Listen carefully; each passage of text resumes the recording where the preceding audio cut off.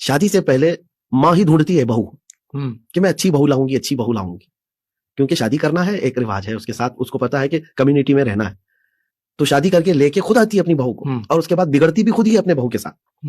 ये आप जो सवाल कर रहे हैं, ये जरूरी नहीं कि जो मोहब्बत की शादी करके नौजवान लेकर के आया सिर्फ उसी के साथ सास बहू के मामलात है, खुद ढूंढ कर लाई हुई बहू के साथ भी मामलात है।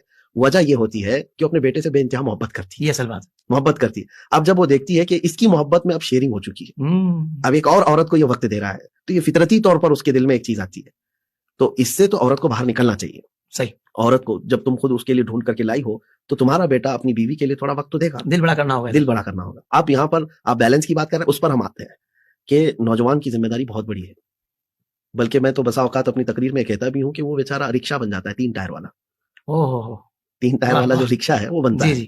अब रिक्शे वाले को आप गौर से देखेंगे तो सीधा सीधा चलता है, अगर बहुत तेजी से टर्न ले लिया ना तो रिक्शा पलट जाता है।